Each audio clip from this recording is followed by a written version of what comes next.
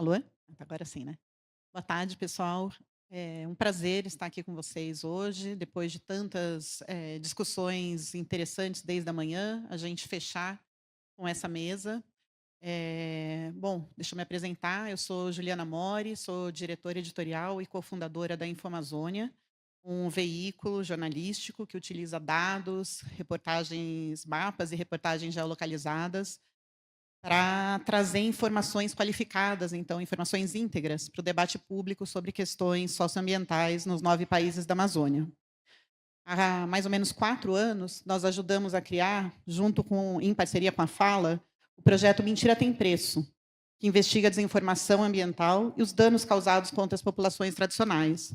Nós monitoramos, checamos, investigamos os ataques com mentira e discurso de ódio contra defensores ambientais, que é o tema aqui da nossa mesa, né? Além da questão editorial, a Infamazônia também trabalha o combate à desinformação climática com educação midiática, capacitando jornalistas da região em jornalismo de dados ambiental e também trabalhando em rede com veículos locais da Amazônia para fortalecer o ecossistema jornalístico na região e produção de informações íntegras. A desinformação não é apenas um conceito abstrato, ela tem consequências no mundo real para indivíduos e comunidades. Como foi falado aqui no início da manhã, pela Letícia e pelo João Guilherme, a desinformação climática aqui no Brasil não é só uma questão de nível de emissão de dióxido de carbono, metas, NDCs. A gente está falando principalmente de uma disputa territorial, da questão fundiária, né? Então, da tentativa de domínio do espaço de comunidades tradicionais. É nesse cenário que a desinformação socioambiental reina no nosso país, e especificamente na Amazônia. Então, ouvir e aprender com pessoas diretamente afetadas pelas ameaças às informações deve estar no centro das nossas discussões. E é pensando nisso que essa mesa reúne essas 4 pessoas, lideranças, com diferentes experiências no enfrentamento da desinformação em seus respectivos territórios, sejam eles urbanos, campo ou floresta. Então, nada melhor do que ouvir diretamente deles sobre a sua conexão com o tema. Então, vou pedir para cada um começar se apresentando, já respondendo sobre quais são os impactos mais significativos das ameaças à informação nos seus territórios. Eu tinha feito aqui uma ordem que está diferente das cadeiras, então eu vou manter aqui, só para não me perder depois. Eu vou pedir para começar o Eliésio se apresentando, depois Carla, Erisvan e Marcos, tá bom? Acho que tem um microfone bem aí, né? Oi. Bem, sou Eliésio Marubo, acho que ela fez a minha apresentação bonitinho aí. Bem, pessoal, sou de uma região chamada Vale do Javari, extremo oeste do estado do Amazonas, aqui na região norte do país. E vou passar diretamente a resposta da pergunta que me foi feita, mas, inicialmente, eu queria fazer a seguinte colocação. Inegável a importância do meio ambiente, a importância do clima, a importância das coisas naturais para a humanidade. É inegável também a importância dos territórios protegidos, também em favor da humanidade. Mas nós não podemos desconsiderar que o mundo ele está dividido em duas partes. Uma parte que não reconhece essa importância e uma parte que está, de fato, reconhecendo e fazendo o dever de casa, no sentido de fazer com que os territórios sejam protegidos, que as pessoas que moram no mundo amazônico também sejam protegidas nesse contexto, porque nós não temos como dissociar as pessoas do meio ambiente. Na minha região, uma região que ficou conhecida em 2022, cujo tema eu às vezes me nego a reproduzir, justamente tão traumático que foi aquele fato na minha vida, sobretudo. A partir de 2022, houve uma mudança drástica, sobretudo na Amazônia brasileira, sobre o tema ambiental. E aí eu venho de uma região em que impera o crime organizado, que impera a omissão das autoridades, o mundo político conversa muito com o crime organizado, e isso faz com que, naquele momento, em 2022, isso fez com que, de alguma maneira, houvesse uma negação uma negação deliberada sobre a importância do tema amazônico, do tema ambiental, sobre aquilo que nós já vimos dialogando a nível global. O resultado disso é que, de forma muito dramática, 5 pessoas que estavam ameaçadas naquele território, das 5, 3 foram assassinadas. Uma foi assassinada junto com o último que foi morto, justamente porque estava no ambiente ali. E, enfim, acaba que, no fim das contas, de 5 pessoas ameaçadas, apenas 2 estão vivas para contar a história. E, infelizmente, eu sou uma dessas pessoas que dramaticamente continuo na defesa do meu território, na defesa do meio ambiente, atuando como militante indígena e também nas causas ambientais, fazendo com que as pessoas e o mundo entendam a importância de se contar a verdadeira história. Mas não é aquela verdadeira história trazida das teorias que vocês, na sociedade de vocês, ao longo da existência humana, desde a Grécia até aqui, não é aquela verdade que foi forjada. É, de fato, o que nós vivenciamos na prática, no cotidiano. Porque o conceito de verdade ainda está sendo debatido, por incrível que pareça. No dia de hoje, a Suprema Corte está decidindo sobre um tema de alta relevância jurídica para o país, justamente baseado em cima do entendimento do que é verdade, o que aconteceu. As pessoas no Brasil, nos Estados Unidos, na Europa e por aí vai, elas têm negado aquilo que nós, enquanto sociedade, temos visto. E, naturalmente, que essa negação gera muitos prejuízos. Gera muitos prejuízos para a sociedade. Ou seja, ao não reconhecer um estado de coisas alteradas, e naturalmente eu falo dessas coisas alteradas no sentido de que o meio ambiente e o clima e os interesses sociais estão de fato alterados. Ao não reconhecer essa conjuntura de coisas, certamente o impacto não recai somente sobre nós que estamos naqueles lugares. Recai sobre vocês também, como vocês estão convivendo nas cidades, se vocês têm alimentos, se vocês não vão ter alimentos. Todos aqui, eu acredito que todos saibam que a Amazônia presta um grande serviço para a humanidade, regulando o clima, sobretudo em relação às chuvas, e exatamente nas outras regiões que não na Amazônia, aonde se produz alimento. A gente não abre a geladeira e já tem um bife que nasceu do nada, né? Ou seja, isso veio de algum lugar. As frutas e tantas outras coisas. Então, de alguma forma, isso impacta muito no contexto que vocês vivem. Então, dizer para vocês, caminhando para a parte final, é que a necessidade de fazer uma reflexão profunda sobre o sentido da verdade no meio em que vocês vivem, nas aglomerações urbanas. E de que maneira isso impacta na nossa vida. Eu já tenho um exemplo aqui, tá? Eu sou uma vítima, de fato, da desinformação, da mentira e de tantas outras coisas. E não sei quanto tempo teria para, de fato, provar a necessidade ou não de continuar onde eu estou. O fato é que as coisas estão andando e a necessidade da sociedade fazer uma profunda reflexão sobre o que ela quer, de fato, para o futuro e como que nós, quanto pessoas ameaçadas, vamos se colocar nesse cenário. Obrigado. Muito obrigada, Eliésio. Carla, eu vou passar para você, tá? Eu tinha preparado um slide que eu não sei se vai dar para passar, devido ao tempo. Eu acho que a gente pegou um super desafio na nossa mesa, que é falar das nossas histórias como defensores, que é algo super profundo, né, e dialoga de uma forma tão intensa com o ramo da desinformação, que eu precisei trazer alguns slides, mas eles não estão aqui na tela? Maravilha. Então, eu vou aproveitar já para ir me apresentando. Gente, eu sou a Carla Braga, eu sou cofundadora do Instituto COJovem, que significa Cooperação da Juventude Amazônida para o Desenvolvimento Sustentável. Eu sou engenheira sanitarista e ambiental de formação, sou pesquisadora. Por revolta, fui para a área do advocacy regional e, por violência, estou hoje em dia mais fortalecida na área do advocacy internacional. Essa é a apresentação do nosso companheiro aqui, a minha é a outra.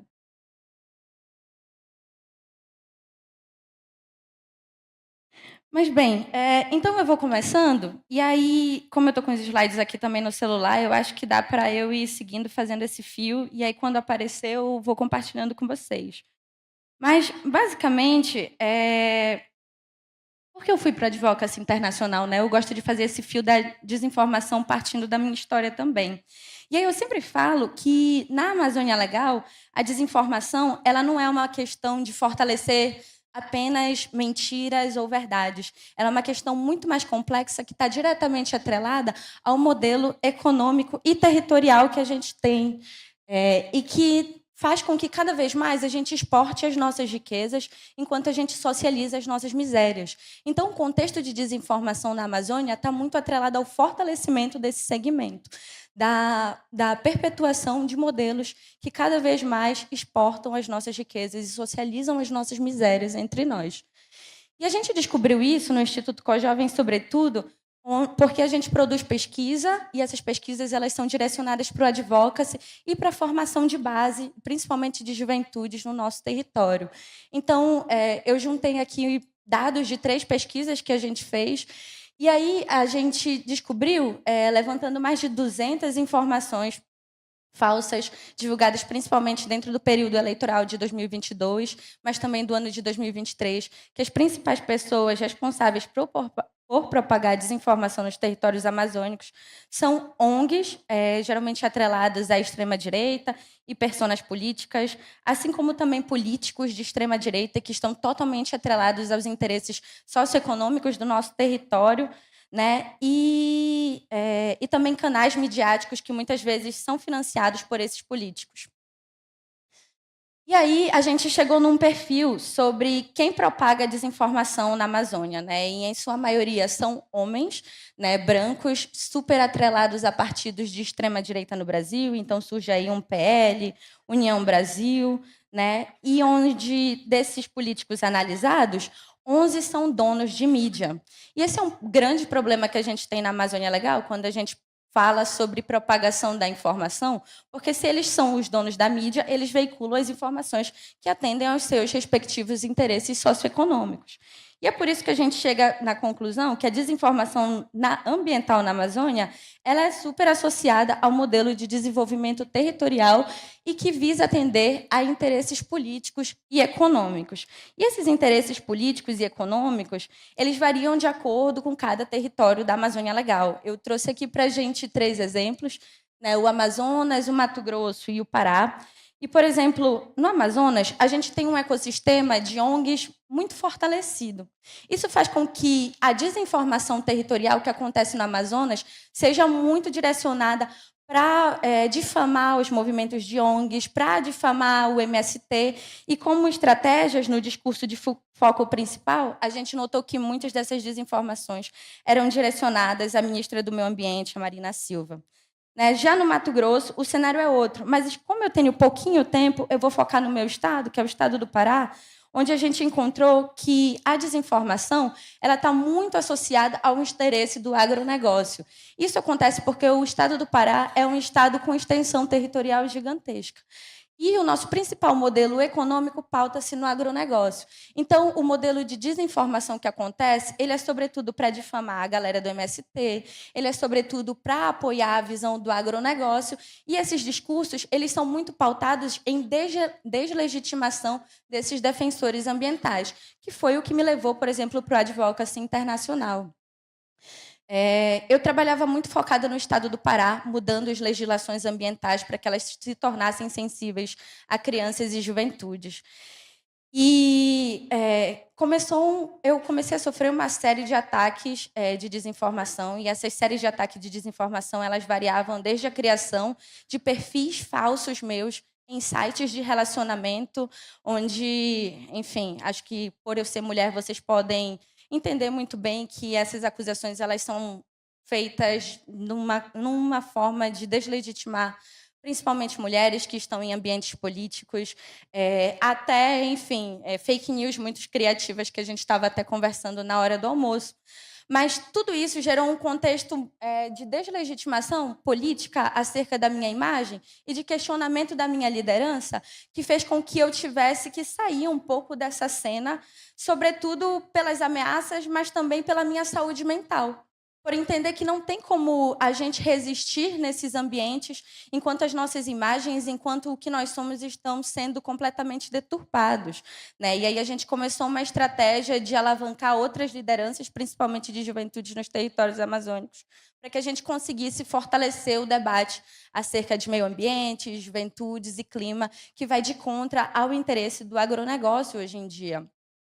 Mas eu chego nisso tudo, e enfim, só tenho 10 segundos agora, para falar, sobretudo, que o contexto de desinformação na Amazônia Legal, ele também anda de mãos dadas com o segmento do atraso, né? Ele não necessariamente está baseado só na mentira ou na verdade, mas muitas vezes ele tem como intuito deturpar a informação, para a gente levantar adversidades ao invés de consenso e gerar uma ideia de que é impossível agir. Então, é impossível fazer reforma agrária na Amazônia.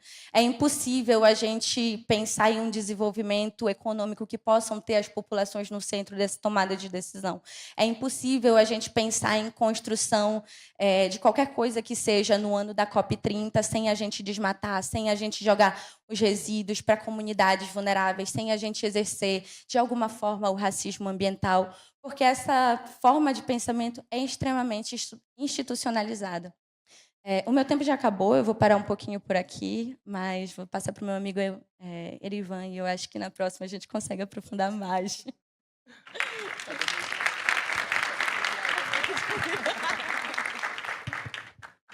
Eu preparei o anterior, agora é meu slide que estava passando.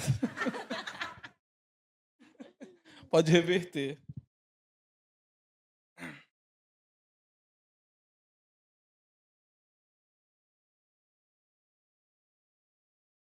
Então, eu sou Arisvan Guajajara, né, sou fundador do coletivo Mídia Indígena, e a gente tem falado muito de desinformações, né? E há mais de 522 anos, nós, povos indígenas, sofremos uma luta injusta, desigual e sangrenta. Nós somos sobreviventes daqueles que a burguesia não conseguiu matar. E hoje nós estamos contando uma nova história. Hoje nós estamos redescobrindo o Brasil. E nós temos hoje como ferramenta de luta a comunicação. A comunicação que tem nos dado a oportunidade de falar e de mostrar o nosso protagonismo, mostrar as nossas narrativas e as nossas histórias, né? E com isso a gente tem apostado em vários métodos e estratégias de combater as informações e de fazer com que nós possamos chegar em outras bolhas, em outros espaços. O nosso coletivo Mídia Indígena vai lançar a campanha Brasil Indígena, Terra Demarcada. A nossa ideia é que a gente possa trazer para o mundo a ideia de dizer que proteger os povos indígenas é proteger o próprio Brasil.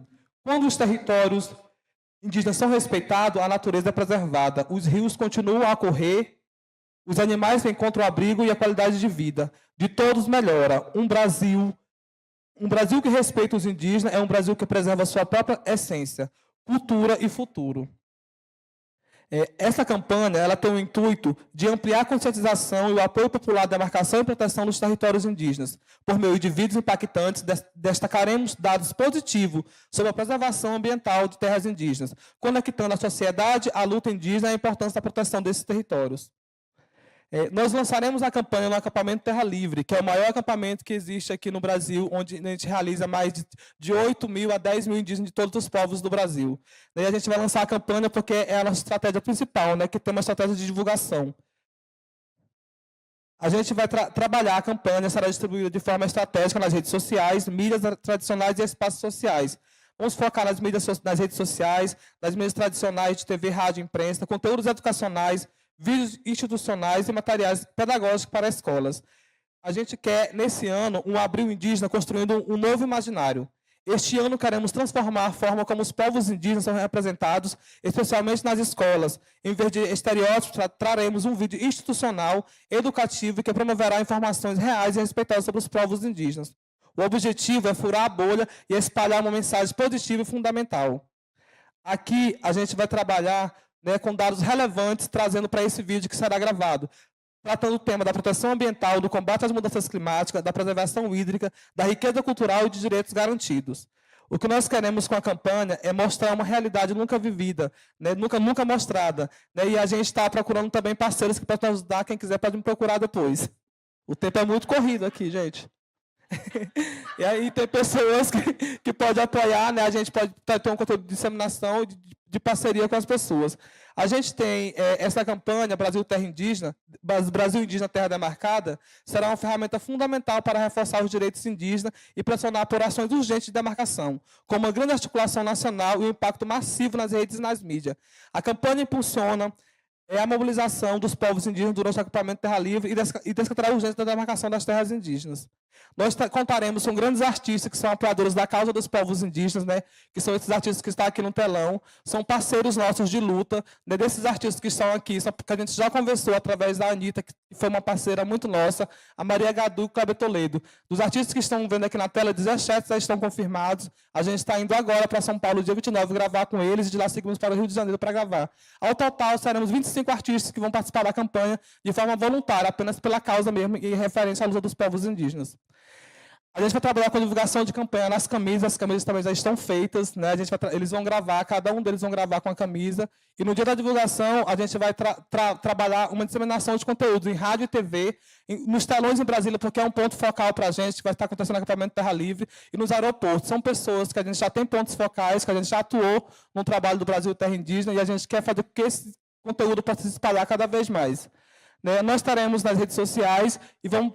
Cada artista no dia vai postar, né, um carrossel de fotos com a foto da camisa, um vídeo que vai ser indicado por nós e feito pelos indígenas também. Vamos trabalhar com rios, com todo esse processo.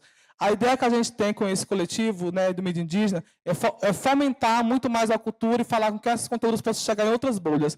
A ideia de trabalhar com esses artistas é que nós possamos chegar em outros espaços, em outras bolhas de discussões, possamos ter um maior alcance e que as pessoas possam conhecer a realidade vivenciada dentro dos territórios indígenas. A gente fez um chamado nas redes sociais de comunicadores indígenas. A gente tem mapeado hoje 780 comunicadores indígenas. A gente tem essa planilha dividida, né, por regiões, por estado, né, e por gênero. A gente quer atuar junto nessas lideranças para que nós possamos continuar somando e disseminando conteúdos voltados para a luta dos povos indígenas. A gente vai realizar em Belém, em julho, o primeiro encontro de comunicadores indígenas, onde essas pessoas que participaram do mapeamento estarão lá reunidas, porque a gente quer criar o nosso exército de comunicadores indígenas. A gente quer ter a nossa equipe ali pronta e preparada também para o contra-ataque quando nós formos atacados. E a mídia indígena está há 10 anos comunicando o futuro do planeta, por nós, pelos nossos ancestrais e pelas futuras gerações. E o tempo acabou.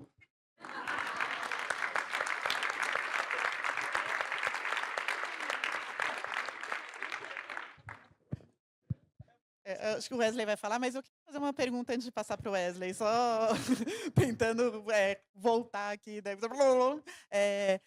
Qual a importância de uma campanha dessa para o combate à desinformação dentro do território indígena? Só para a gente conectar aqui a campanha com o assunto da mesa mesmo. Então, a gente tem tido muita experiência de levar artistas para os territórios. A gente tem tido muita experiência de levar artistas para os territórios indígenas. A Anitta tem sido uma grande madrinha do nosso coletivo, né? Ela vai ser a madrinha, por exemplo, do nosso encontro lá em Belém. Ela se comprometeu com a gente, ela divulgou nas suas redes, ela vai estar presente no evento, ela vai participar da abertura lá em Belém, junto com a gente. Daí a gente entendeu que a necessidade de levar essas pessoas para o território indígena é de uma grande importância para eles verem a necessidade e a luta que os parentes enfrentam nas bases. Porque os parentes que estão lá nas bases, nos territórios, eles sofrem perseguições, né, sofrem criminalização, porque muitos da direita fazem fake news, espalhando, querendo criminalizar de qualquer forma as lideranças indígenas. Então, quando a gente sai um pouco dessa bolha, né, do nosso território, chega na bolha dos artistas, as informações conseguem chegar em outros espaços. A gente consegue furar bolhas e consegue passar a informação verdadeira, né, que os povos indígenas estão protegendo o território indígena. Estamos querendo, a todo tempo, protegendo as nascentes, reflorestando os territórios indígenas.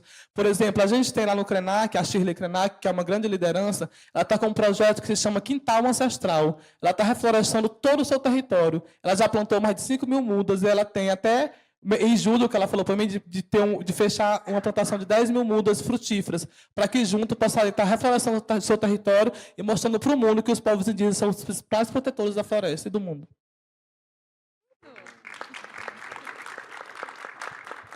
Marcos, passar para você. Oi.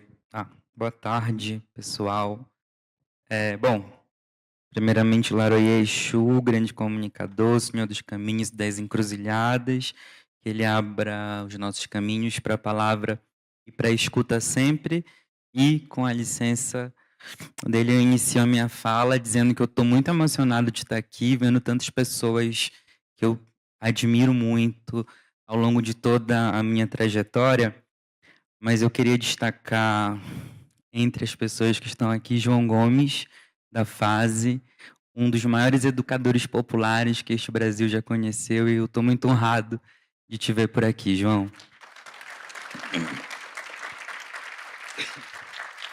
E aí eu digo isso porque ninguém sabe para onde vai se não se lembra de onde veio nunca. E eu sou de Aramanaí, uma comunidade ribeirinha localizada no município de Belterra, que mais cedo eu fiz a publicidade das praias mais bonitas do Brasil. Inclusive, visitem nossa região, por favor. E sou neto da Dona Lúcia e do seu Solano, que são duas lideranças do movimento sindical desta região por muito tempo. E eu cresci neste caminho do movimento social, atuando em diversos momentos, em diversas fases da minha vida, caminhando, né, nesse contato ali direto com todo esse contexto. E a região do Baixo Amazonas, que é onde Santarém está localizado, Santarém é o município de Belterra, é uma área muito estratégica para uma série de projetos e de grande impacto para a região, que vão desde um boom do agronegócio que a gente vive na nossa região desde o início dos anos 2000, e que, de alguma forma, já trazia desde lá esse impacto que traria para a minha vida pessoal alguns fluxos, porque foi a partir dele que eu comecei a vivenciar, ainda com uns 4, 5 anos de idade, as primeiras ameaças de morte para minha família, né? Tipo, de ter pessoas em casa com espingarda, com revólver, ameaçando os meus avós desde muito cedo. E eu poderia ter fugido desse caminho ao longo da vida toda, e tive muitas oportunidades e possibilidades para isso, mas eu entendi que, de alguma forma, eu precisava continuar aquela caminhada, principalmente porque é uma região muito tomada por uma série de processos e fluxos, e porque eu fui educado pela Fase também. Então, eu reconheço esse papel importantíssimo para continuar na caminhada. Aí, em 2020, nasce o Tapajós de Fato, ele nasce com um propósito de ser um veículo, né, um coletivo que atua como um veículo de comunicação popular alternativo independente na região, considerando toda essa hegemonia da mídia, como a Carla bem trouxe no nosso estado. Inclusive, Carla é testemunha de que as praias mais bonitas do Brasil ficam em Belterra. E a gente nasceu já nesse contexto de denúncia, porque era um contexto de pandemia, tinha subnotificação dos casos rolando na região e tudo mais, e a gente não conseguia repercutir o que estava rolando dentro dos territórios, né? Porque, apesar da pandemia, o debate sobre os portos na região, o debate sobre a Ferrogrão, o debate sobre as hidrovias continuavam, e mais do que continuar, avançavam numa dimensão que antes não estava avançando tanto, né? Então, o lance lá, a famosa frase de passar a boiada, literalmente se tornou um concreto ali na nossa região, e a gente via isso e não conseguia denunciar. Então, a gente lança o Tapajós de Fato já pensando nesse canal de divulgação e disseminação das denúncias do movimento social e de tudo que nos impactasse ali dentro da agenda socioambiental. De imediato, a gente já conseguiu fazer uma denúncia que teve como resultado a prisão de um advogado, de um falso advogado, na verdade, que atuava na região. Isso, desde aí, já começaram as ameaças sobre a gente. Como eu falei mais cedo, a gente teve pessoas da equipe que sofreram atentados físicos mesmo, né? Tivemos uma repórter que foi esfaqueada na frente da nossa sede depois de cobrir os atos golpistas de 2022 em Santarém. Tivemos outra que teve enfim, sofreu agressão física também saindo da sede. O pneu do carro que eu usava foi todo furado, assim, todos os pneus ficou o punhal, né, no último pneu, com um bilhetinho dizendo que era para eu contar a quantidade de perfurações que tinha, que seria essa quantidade de perfurações que eu teria no meu corpo. E cabeça de gato foi jogada no quintal de algumas pessoas como ameaça também. Enfim, aconteceu uma série de contextos nesse sentido, de alguma forma, né, por ser a liderança desse processo, isso sobrecarregou muito em cima de mim. E diante de todo esse contexto, né, eu fui indicado para ingressar no programa de defensores do Estado, mas como foi dito há 2 mesas atrás, e não tem como confiar na Polícia do Estado, principalmente da Polícia do Estado do Pará, honestamente. Então eu recusei. Então tem tudo isso, eu não moro mais na minha região por conta disso tudo também, e a gente continua tentando, porque não é fácil. Foram pelo menos 4 anos de terapia de 2020 para cá para conseguir falar tudo isso sem chorar. E de vez em quando ainda bate uma badzinha, assim, um certo desconforto, mas ao mesmo tempo eu realmente acredito que seja necessário. Obrigado. Muito obrigada. Vou aproveitar e continuar com você, né? Então a gente viu aqui, né, em todas as falas, diferentes tipos de ameaças, né? Desde ameaça física de morte até ataques dos mais variados, né? Físico e ameaça mesmo, né? Como deslegitimação, criminalização, ataque à cultura, né? Então são diferentes tipos de ameaça que todos vocês, né, sofrem nos territórios. E também acho que você falou, né, de não aceitar a proteção e ter que sair, né, da sua cidade, ter que ir para outro lugar. Carla falou também de entrar no advocacy internacional, né, como uma forma também de resistência ali às ameaças, à deslegitimação que ela estava sofrendo. Queria, começando por você, Marcos, mas, né, pensando em todos, qual apoio é necessário para resistir e para criar resiliência? Bom, ao longo desses últimos 5 anos, a gente teve apoios que foram e são fundamentais ainda até hoje, mas até esse cuidado a gente tem que ter, né? Em 2022, depois do contexto lá do carro, a gente conseguiu um parceiro para ficar alugando carro todo mês e tal, mas enfim, acabava que era uma rotatividade de recurso bem alta e a gente tinha outras coisas para pagar, né? E a gente conseguiu uma caminhonete com um parceiro nosso, que atuava na região, mas tipo, eles tinham uma caminhonete lá em Altamira, não estava usando, aí emprestaram para a gente. E aí começou a rolar umas mensagenzinhas nos grupos da direita da região de que eu tinha desviado o recurso do Tapajós de Fato para comprar uma caminhonete para mim. E isso bombou, assim, repercutiu super e tudo mais. E aí, enfim, tinha memes e piadas em Instagram, em Facebook da direita, mas não apenas, trazendo todo esse contexto, né? E, enfim, fora que mas enfim, voltando para a resposta. É fundamental e a gente contou com muitos apoios, assim, de pessoas, e aí é por isso que eu digo que é fundamental que todo mundo conheça, de fato, as nossas bases, os nossos territórios, para entender os nossos contextos. A gente teve visitas ao longo desses 5 anos que foram excepcionais para entender a nossa realidade, né. E aí a gente teve eu não vou citar todos os apoios emergenciais que a gente teve, mas a gente teve vários ao longo desses últimos anos que nos ajudaram em coisas desde a urgência, quando aconteceu o esfaqueamento com a repórter, ninguém queria voltar para casa, porque todo mundo ficou super impactado com isso, né? Tipo, aconteceu com ela, podia acontecer com qualquer um de nós que estávamos por ali. Então a gente conseguiu um parceiro, tipo, que em questão de 2 horas o recurso estava na nossa conta para a gente conseguir hotel para todo mundo e tudo mais, para dividir todo mundo bonitinho, conseguir recurso para, sei lá, um deslocamento emergencial do território, para tudo isso, e isso foi fundamental. A gente sabe que, pelos programas, né, isso poderia acontecer, mas certamente talvez exigiria um pouquinho mais de tempo, um pouquinho não, bastante tempo para isso. E então os recursos, os fundos emergenciais que algumas organizações têm, que é fundamental certamente, e que a gente ainda continua,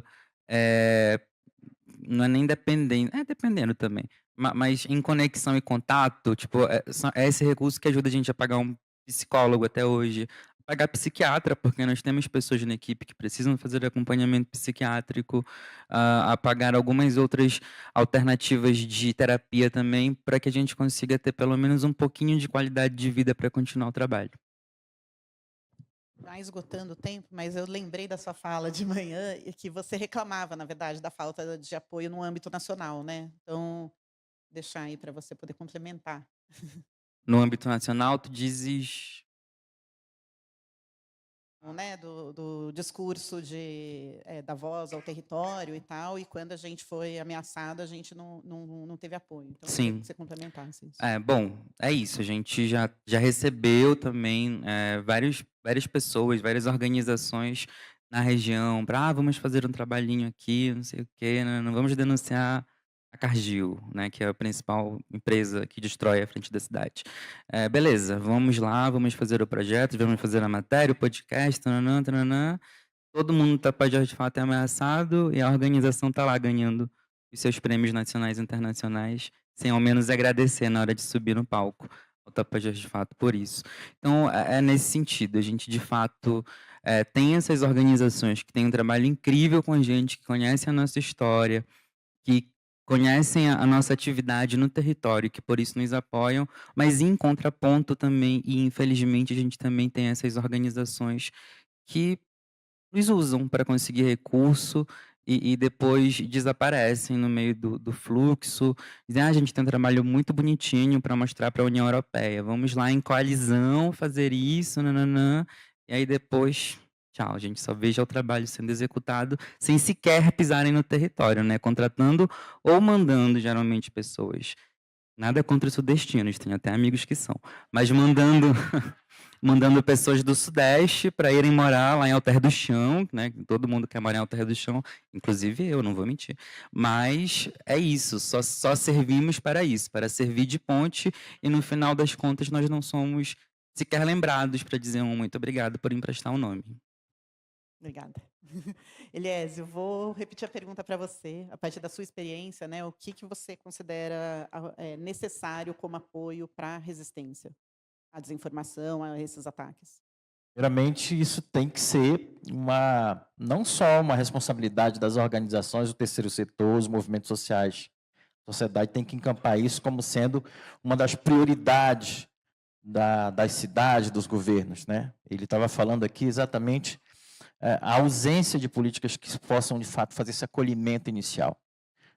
Graças a Deus que você teve uns probleminhas emocionais. E aqueles que tentaram se suicidar? Eu tenho 11 pessoas, além de mim, na minha região, que estão ameaçadas de morte. A última vez que estive na região, agora, tivemos a informação de que estão pagando mais de R$500 mil pela cabeça minha e do meu irmão. Aliás, isso aqui só estava na mão dos inquéritos da Polícia Federal. Mas chega de ficar fazendo esse coitadismo, de querer, né, sabe? A gente sempre tem feito o nosso papel de representação do território e temos assumido o ônus de defesa da Amazônia, de defesa do nosso território. Sabemos o preço que nós vamos pagar. Essas pessoas não estão, de fato, fazendo essas exposições simplesmente porque é bonito o ativismo. É porque a gente sente na pele, de fato, a dor de estar sozinho. Eu sei o quão eu estou sozinho em muitas das frentes de batalhas. Eu sei o quanto que eu passei de muitas baixas emocionais e medo, e, enfim, várias outras situações para poder defender um ponto de vista e aquilo que eu acredito. A minha decisão de vida, e aí é uma incumbência tradicional, no meu caso, vem dos meus antepassados, das 6 gerações de lideranças que me antecederam. A minha incumbência é exatamente servir ao meu povo. E eu tenho feito isso com muita responsabilidade, inclusive sabendo que eu tenho que pagar um alto preço por fazer o que nós fazemos, que é a defesa do nosso território de forma responsável. E é necessário que haja um compromisso da sociedade. Poucos têm, de fato, se preocupado com quem está no front e tem pago esse preço. Essa pessoa é uma pessoa que eu entendo, porque eu sei exatamente o que a gente passa. Há o programa de proteção aos defensores. Esse programa não existe. As pessoas dizem, mas o governo mudou e um governo de esquerda. Não interessa. Governo é governo. Sociedade civil é sociedade civil. Não muda nada. a responsabilidade, o cuidado com as pessoas que estão no fronte de batalha defendendo aquilo que elas acreditam e, naturalmente, o interesse coletivo. Nós fazemos esse mônus de defender o interesse coletivo quando a gente se contrapõe à derrubada de um território, enfim, uma série de situações. A gente assume esse compromisso, inclusive, com a nossa causa de vida. E, geralmente, não há políticas públicas que façam esse acolhimento. Isso é só até o último dia, até o último instante, assim como aqueles que me antecederam e pagaram com a vida aquilo que eles acreditavam e aquilo que eles defendiam. Muito obrigada. Vou passar para a Carla. Como essas experiências locais de enfrentamento às ameaças e à desinformação podem ser efetivamente ampliadas e se conectarem com as discussões globais para promover mudanças significativas?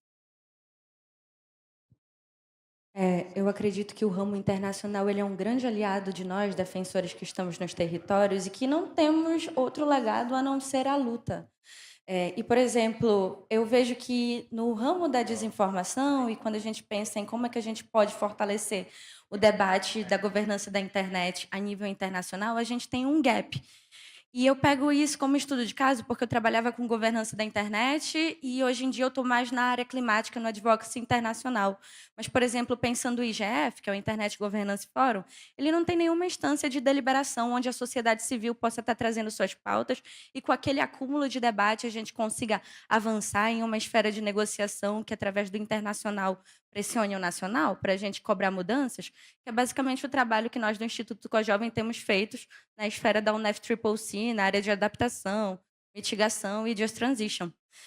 Então, eu vejo que tem essa oportunidade de criar fóruns de deliberação internacional onde a sociedade civil possa ser, de fato, escutada no ramo da governança da internet. E eu também acho que a gente tem um componente muito criativo, que é o desenvolvimento de campanhas. Eu vejo muito que, às vezes, as vozes dos territórios amazônicos, por mais que elas sejam consumidas porque é hype você apoiar alguém da Amazônia, a gente tem uma dificuldade muito grande de furar as bolhas e sensibilizar, por exemplo, as pessoas do Sudeste, que não entendem por que a Amazônia precisa estar no centro de debate, seja nas eleições do ano que vem, ou seja no imaginário de qualquer pessoa que está aqui. Porque sem a Amazônia, a gente não tem como continuar existindo. 1,5 graus do Acordo de Paris cai totalmente. Então, é preciso que a gente entre na cabeça das pessoas que a Amazônia precisa estar no centro do debate de discussão e, consequentemente, nós, defensores da Amazônia, que, enfim, temos o nosso corpo demarcado pela floresta, pelas águas e por tudo que circunda a nossa existência como amazônida. Então, eu vejo que existe uma oportunidade muito grande da gente fortalecer campanhas que saem do local para o internacional, para que a gente consiga pressionar tomadores de decisão que, às vezes, estão na base. E isso é um estudo de caso que, por exemplo, eu vivi no governo do estado do Pará. E que a gente acabou de viver, inclusive, com o que aconteceu na SEDUC, com a legislação e que fazia com que os povos indígenas tivessem acesso à educação apenas online. Pronto, da feita que a Anitta aderiu à campanha e que a campanha começou a tomar mídia internacional, o governador, inevitavelmente, ele teve que recuar. Porque a gente está num ano super estratégico de a COP30 acontecendo no nosso território. Então, a galera internacional é um extremo aliado para a gente fazer pressão no local e fortalecer as nossas vozes para que a gente consiga virar essa chave para um modelo de desenvolvimento que seja minimamente compromissado com as vidas que reproduzem seus sonhos e uma vida de luta nos territórios amazônicos. Então, acabou meu tempo, vou parar por aqui.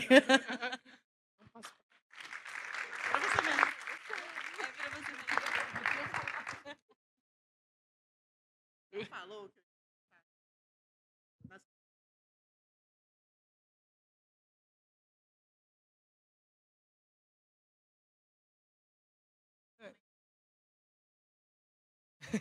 Não, acho que a Carla já foi bem clara, né? Acho que a gente está bem conectado com isso. Mas é muito isso que a gente traz, sabe, gente? Quando se fala de comunicação, quando fala de informação, é como que a gente consegue ultrapassar barreiras, né? A gente chegando na galera internacional, nesses grandes artistas, a gente consegue furar outras bolhas. E essas bolhas fazem com que esse conteúdo possa chegar onde a gente não tem alcance. E a gente consegue ter uma pressão maior.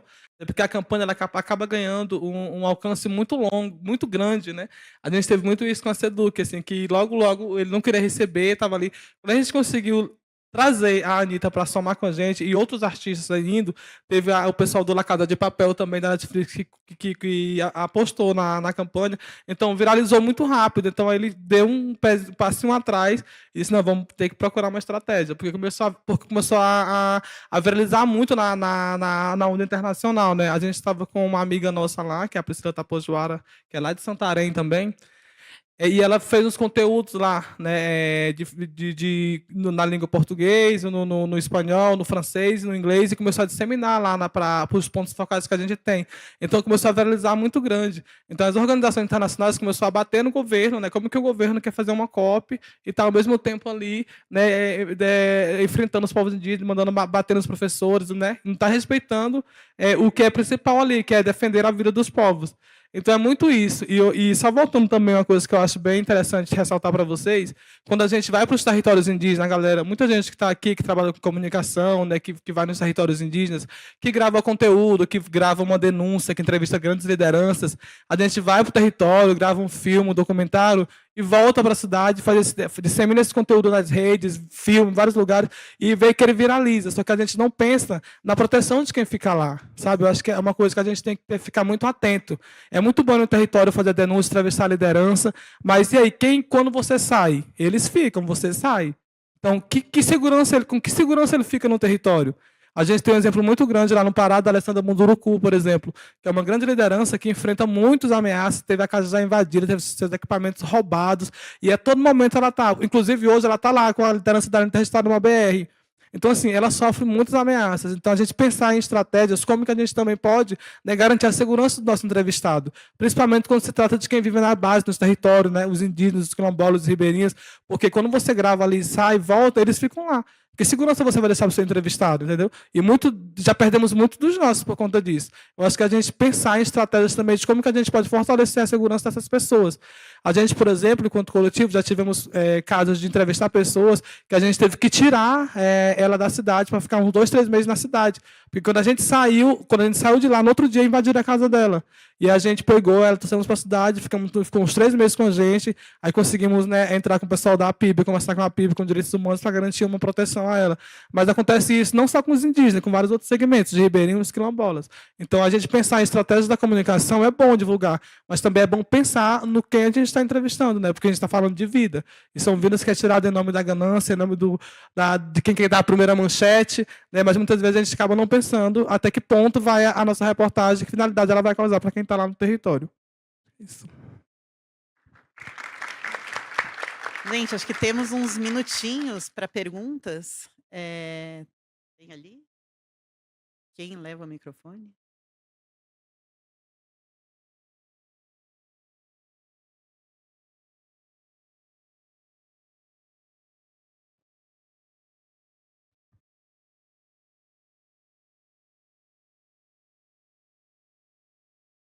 Oi, gente, boa tarde. Eu me chamo Jéssica Botelho, eu sou do CPA, Centro Popular de Comunicação e Audiovisual lá do Amazonas. Eu escrevi minha pergunta para não tomar muito tempo, porque a gente devaneia um pouco quando pergunta. É, e pode ser para a mesa toda. Tá. Queria compartilhar uma reflexão que tem surgido muito forte nas oficinas que temos realizado através do CPA, em parceria com outras organizações e entidades, com defensores e defensoras ambientais e lideranças comunitárias, usando uma pedagogia prática e participativa, enraizada no território. A gente parte de exercícios simples, mas que ajudam a mapear o que está apagado, distorcido ou silenciado nos nossos ecossistemas de informação. E não falamos só sobre desinformação. Dialogamos sobre as condições estruturais que fazem com que certas verdades circulem e virem mitos narrativas e outras histórias desapareçam.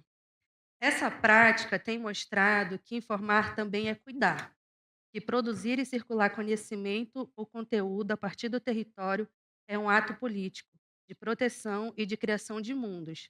A partir da cartografia de vulnerabilidades e forças informacionais, o que emerge são redes, não só de internet, mas de confiança, memória e resistência.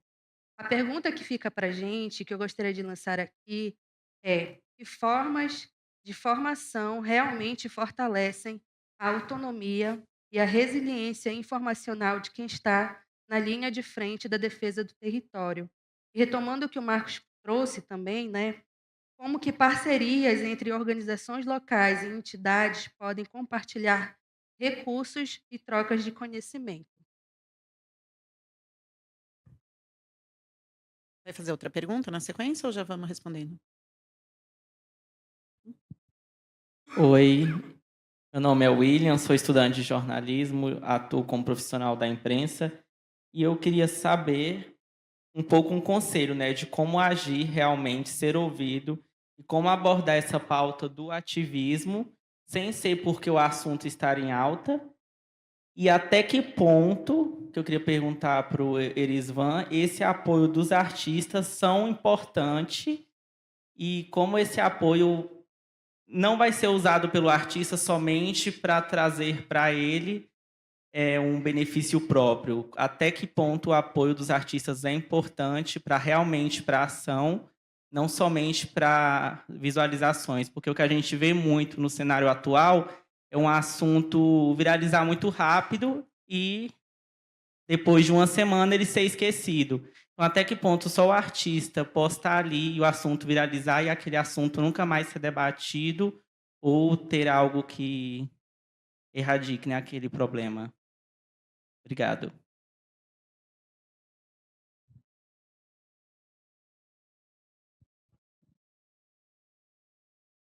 Não, tranquilo. Então, muito boa pergunta. A gente tem sido questionado muito, muito por isso, né? Porque muita gente pensa que a gente está ali pela mídia para ganhar alcance e visibilidade. Mas a gente tem feito muito acordo com esses artistas que a gente tem dialogado, conversado, levado nos territórios indígenas, de parcerias. E quando a gente leva eles para os territórios, além de eles estar doando a imagem deles para a gente também, eles sempre fecha parcerias, por exemplo, né, de ajuda com algum evento quando tem. Então, esses artistas que a gente tem contato até hoje, todos eles, além de doar a imagem para a gente, para as campanhas, né, eles conseguem também doações. A própria Anitta foi um exemplo, né, que doou agora nos shows dela os alimentos para as comunidades indígenas, né, que a gente teve. O Kleber Toledo agora está conseguindo uma campanha de doações também para trabalho de mulheres indígenas artesanais. Então, as séries de artistas que a gente sempre tem contato, a gente fecha uma parceria, além da doação da imagem com eles. E tem dado resultados pertinentes, né? Depende de cada segmento que tem eles têm contribuído muito, por exemplo, com a APIB, com a Articulação dos Povos Indígenas do Brasil, principalmente na ajuda, né, do próprio ATL, que vai acontecer agora. Então, a gente sempre tem essa conversa de troca. E isso é uma cobrança deles mesmos, vou deixar isso bem claro, que é muito bom também, porque eles mesmos procuraram, mas eu queria ajudar, além de doar a minha imagem. Como que eu posso contribuir com vocês? Vai ter um evento, vai ter uma campanha, como que a gente pode contribuir, né, além de doar a nossa imagem? Então, a gente sempre tem um acordo ali, dependendo do que está acontecendo no momento, que eles podem dar seguimento. Seja ajudar com o encontro, seja ajudar com a alimentação no território, seja ajudar a cobrar as autoridades. Né? Eles têm nos acompanhado também em audiências públicas, né? Têm acompanhado a gente assim, em encontros de debates, em reuniões políticas, porque para a gente é muito bom também ter a presença de mais alguém ali. Então, além dos alcances, eles estão sempre ali buscando e pautando a pauta junto aos povos indígenas.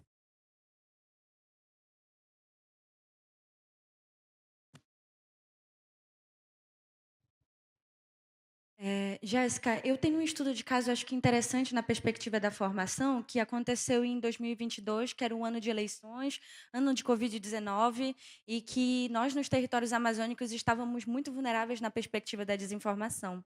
Então, a gente do Instituto Cojovem montou um projeto que o nome era Maré Mobilizadora.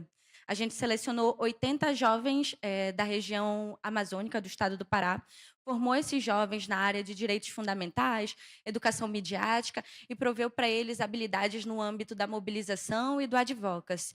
E no final de cada formação, a gente tinha um desafio.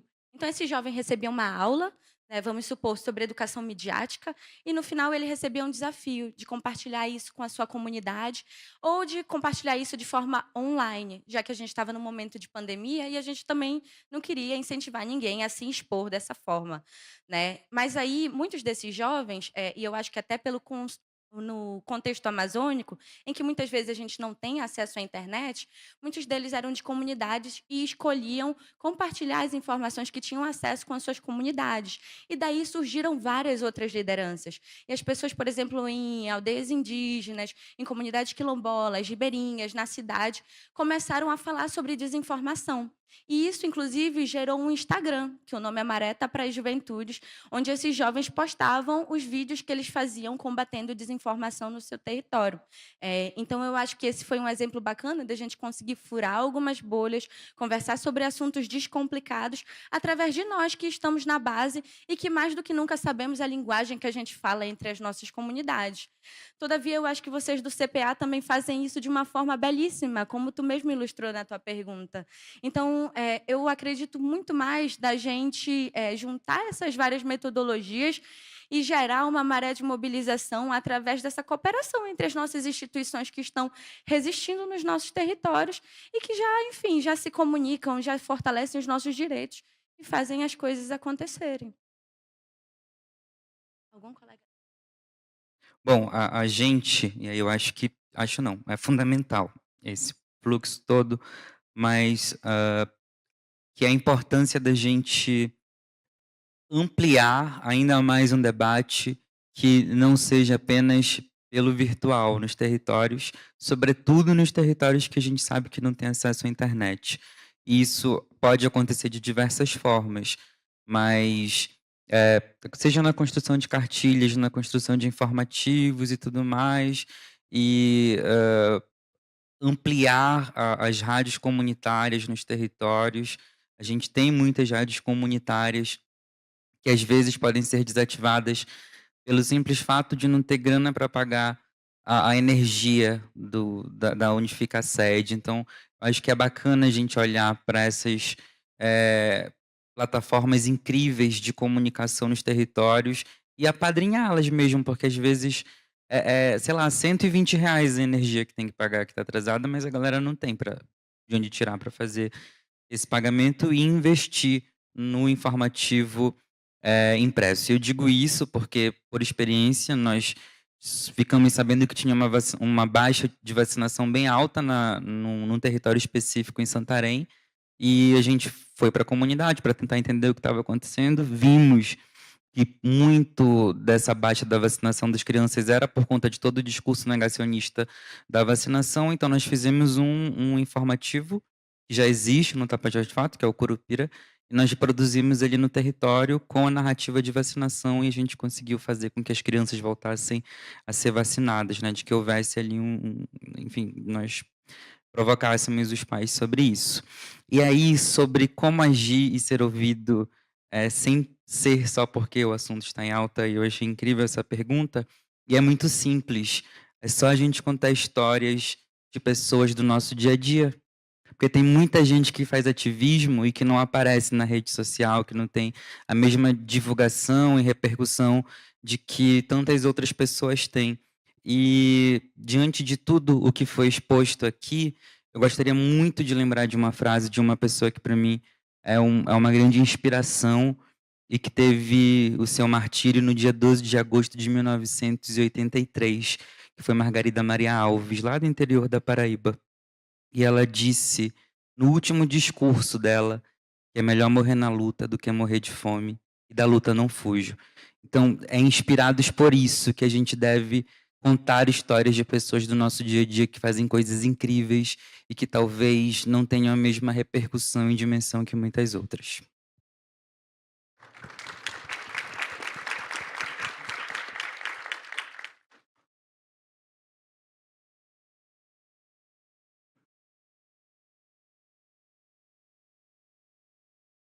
Eu posso deixar só uma última mensagem? Porque eu acho que, enquanto a gente estava falando, eu percebi também uma outra oportunidade que está atrelada à filantropia e o fortalecimento da área de comunicação das organizações de base, sabe? Eu acho que falta muito a filantropia direcionada para a comunicação. Quando a gente age na comunicação, nós da comunicação de base, a gente tem sempre uma ação que ela é reativa a essa hegemonia da comunicação que tem muito acesso a financiamento, que é muito bem articulada, que atende a interesses que, enfim, são muito bem consolidados, e que, se a gente não tiver investimentos para a área de comunicação, para que a gente, entre nós, consiga fazer essa comunicação territorial e fortalecer as nossas lutas, inevitavelmente a gente vai sucumbir. Então, eu quero também deixar esse chamado para a filantropia, olhar com carinho para a área da comunicação, das organizações, porque isso muda e salva vidas.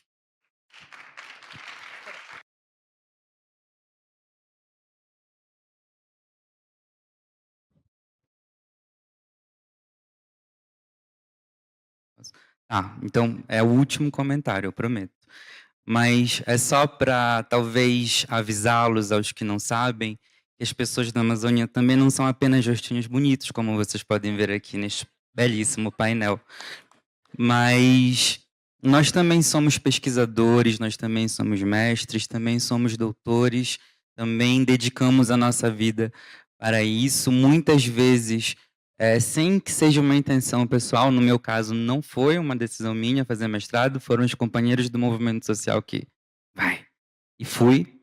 Mas é isso, organizações de fora da Amazônia que atuam na Amazônia, chamem a gente para trabalhar com vocês, percebam a Amazônia a partir dos nossos olhares, porque nós sim estamos lá todos os dias, nós não somos emprestados, novamente nada contra os sudestinos, do sul e do sudeste para lá, nós vivemos lá a vida toda, nós dedicamos todos os dias da nossa vida até aqui para fazer tudo isso que nós fizemos, e fizemos isso a todo tempo, muitas vezes ou sem ou com pouquíssimo recurso, mas nós fizemos. Então, acredito que a nossa existência no ativismo, na comunicação, na mobilização, na incidência, no advocacy, em qualquer ramo que seja, é o maior case de sucesso que a gente pode apresentar para qualquer organização que queira trabalhar e atuar por ali.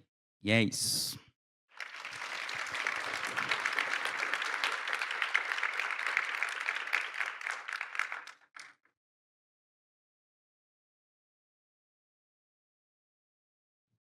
Funcionando. Bom, acho que a gente chega no final. Queria agradecer a todos. Foi incrível ouvir a experiência de vocês. A gente segue conversando, né? Continua aqui um evento mais informal. Não sei se o pessoal da organização do evento quer fazer um fechamento. Muito obrigada.